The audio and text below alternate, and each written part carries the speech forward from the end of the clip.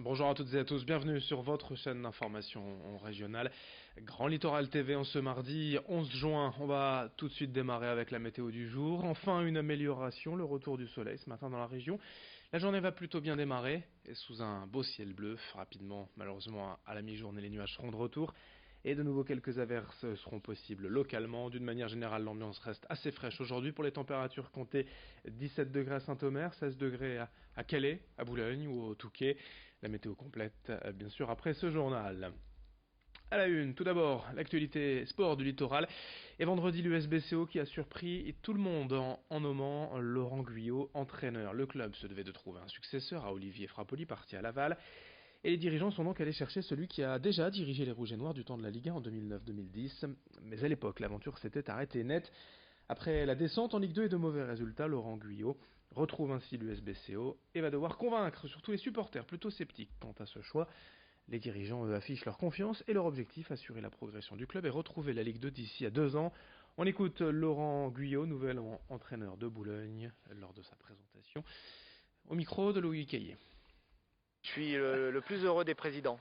Voilà, l'arrivée de Laurent correspond vraiment à un moment, un nouvel élan à notre projet. C'est le bon moment pour lui, c'est le bon moment pour nous. Il y a un vrai alignement de planètes.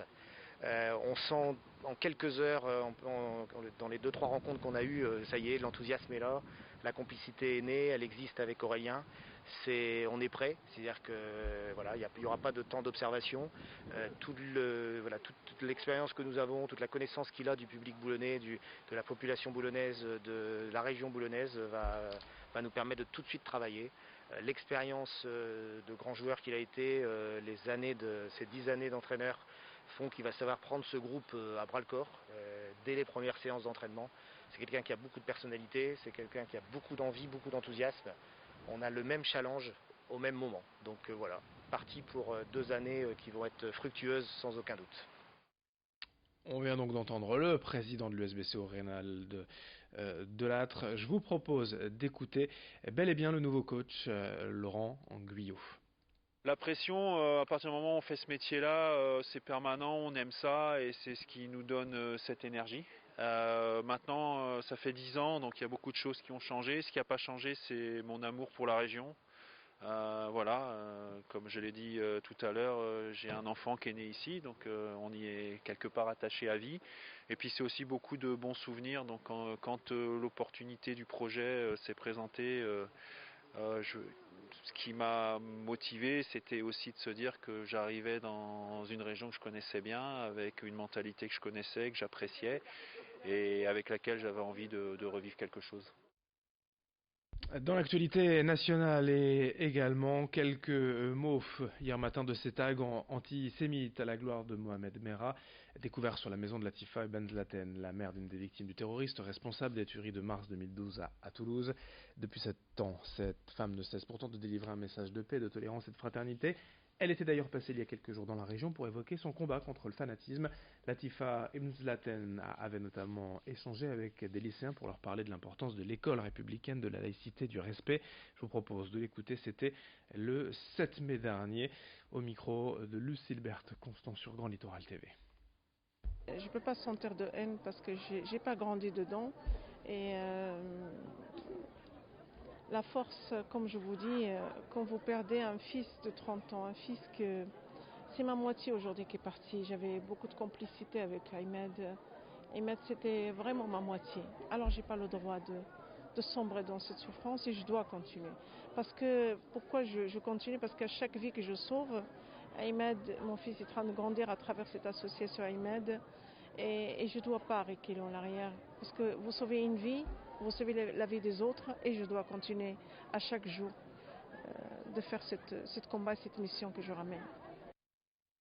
L'actualité en bref sur le littoral avec l'extension du rayon d'action du plan particulier d'intervention de centrales nucléaires qui passe de 10 à 20 km pour mieux préparer la population à réagir en cas d'accident, en cas d'alerte. Du coup, sur le secteur de Gravelines et de la centrale nucléaire, bien évidemment, cela concerne désormais 58 communes, 340 000 particuliers. Des courriers ont été envoyés depuis le début du mois de juin et des comprimés d'iode seront désormais à disposition de ces milliers d'habitants. Au chapitre fait divers à Boulogne, un bus a pris feu hier face à la gare, un bus Marineo qui s'est enflammé sur le boulevard Voltaire aux alentours de 15 heures. Pas de blessés à déplorer, les pompiers sont intervenus pour éteindre l'incendie. En bref, toujours, Audruic peut être élu plus beau marché de France. C'est aujourd'hui, mardi, que se clôturent les votes. Le territoire, la région sont bien sûr mobilisés et jusqu'à mardi midi, voilà ce mardi midi pour élire le plus beau marché de France. Espérons que ce soit bien évidemment Audruic. Un mot de sport est également dans l'actualité en bref. Hier, le motocross de Cassel et la victoire de l'anglais Nathan Watson, déjà vainqueur de l'Enduropal. Il remporte l'édition 2019. Le Britannique a creusé l'écart lors de cette édition 2019 du motocross de Cassel. On vous proposera la diffusion de l'épreuve demain soir sur Grand Littoral TV.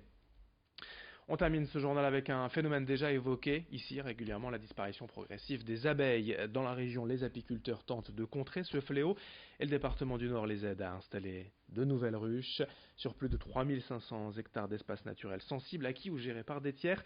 Le département travaille en lien avec Apinor pour installer des ruches d'abeilles noires. Déjà 60 ont ainsi été installées, mais l'objectif est d'en déployer 2 à 300 sur des sites sensibles. Exemple à l'espace naturel du lac Bleu à Watt, au nord de Saint-Omer. Explication au micro de Morgan Rélan avec Corentin Escaillé.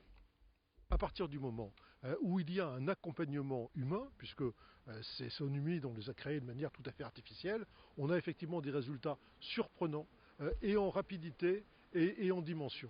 Vous savez, c'est exactement la même chose sur des rivières ou des canaux qui étaient pollués à outrance il y a une dizaine d'années. Moi, j'ai été maire de Marcq-en-Barœul. À Marcq-en-Barœul, comme son nom l'indique, passe la Marcq. La Marcq, elle s'enflammait parfois en été, tellement elle était chargée de métaux lourds. C'est vraiment une vision d'enfer, une rivière qui brûle. Eh bien, aujourd'hui, dans la Marcq, on peut repêcher des poissons. Je ne les mangerai pas encore demain matin, mais il y a des hérons, il y a des poissons. Ce qui veut dire qu'à partir du moment où on aide la nature, elle retrouve très vite ces phénomènes tout à fait qui lui sont génétiques, qui sont des phénomènes d'assainissement. Fin de cette édition sur Grand Littoral TV. Très bonne journée à toutes et à tous. Ensemble, bien évidemment.